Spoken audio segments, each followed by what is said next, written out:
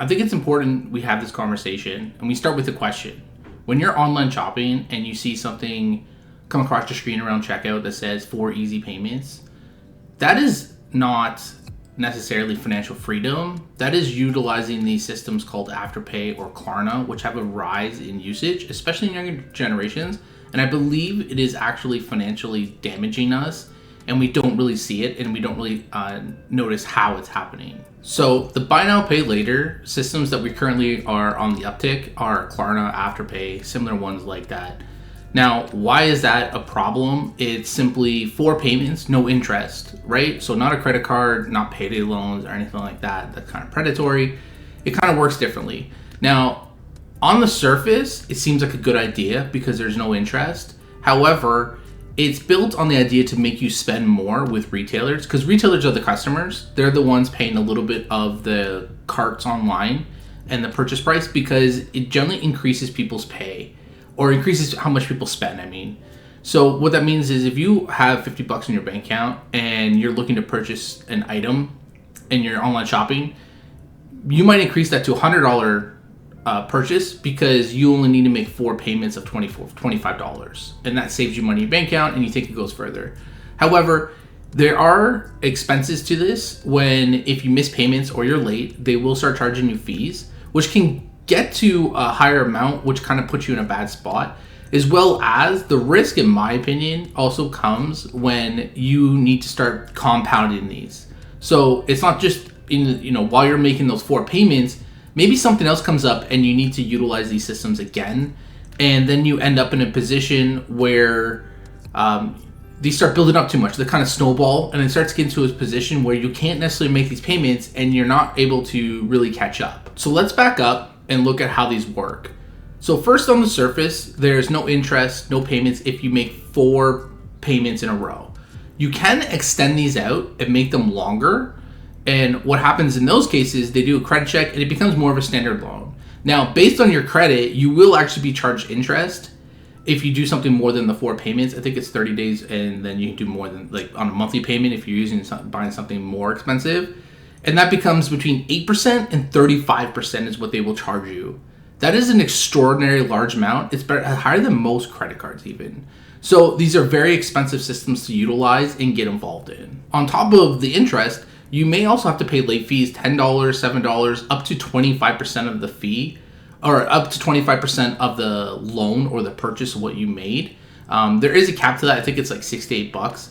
However, that's still a lot of money to incur just on a late fee or a charge for utilizing the system and just falling behind. Now, we talk about how they make money, which is there, and the retailers pay for it. Now, let's talk about why this kind of doesn't work for people. So these are very popular, and it's growing with Gen Z and younger millennials. And it's kind of on the premise of what I said earlier, which is you end up snowballing a bunch of these buy now, pay laters. And it's usually just built on shopping stuff, not necessities. It is a higher uptick in the grocery category on these apps and what's being done, which includes just snacks and convenience store purchases and fast foods like Chipotle. And people are, a $20 Chipotle order and they're using Klarna to pay it off in 4 easy payments. That's not a problem necessarily in a vacuum. It's the fact that you might have to do that multiple times every week or once a week, and then you kind of start snowballing your payments, and then they kind of start ballooning out of control. And that is where they really get into your mental mindset of just doing this instead of delaying your gratification on purchasing something that's not necessary, like eating out. So you want to be aware of this, and that is the problem that I see with it, is that it's going to snowball out of control, and then you're going to incur these fees, and you're just going to be underwater for no real reason. It's one thing if you need a necessity, it is what it is, but that's not something we have to be mindful of, right? We want to be careful because we want to tie this into financial planning. The reason this is important to financial planning, especially for younger generation, is you want to be able to delay gratification if need be in your life, and set up savings accounts and to be able to purchase going out with that kind of money in your bank account instead of just paying for it forever on permanent payment plans. I believe they'll snowball out of it, and it's kind of an insidious way of how it gets into your life, and then it's really hard to get off.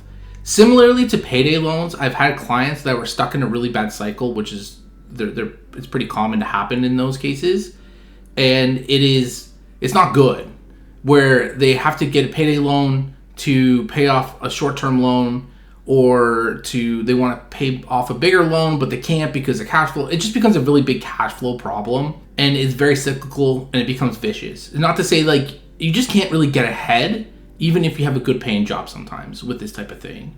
So we want to be mindful of that and how we can build better habits on how to save and how to just be able to spend our own actual cash to buy something, like going out extra fun money or purchases, instead of having to use a payment plan to get around that.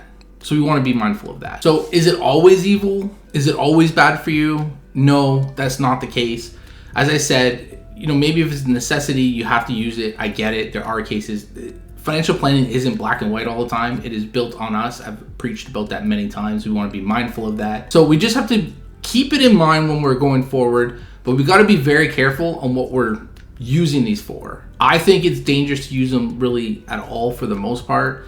However, it's case-by-case basis. You do what's best for you. So if this video helped you out, check out my other videos on YouTube about budgeting and financial planning for yourself. There's a 3-step process in a few videos. And then let me know in the comments, how do you feel about the buy now, pay later programs that are available to you?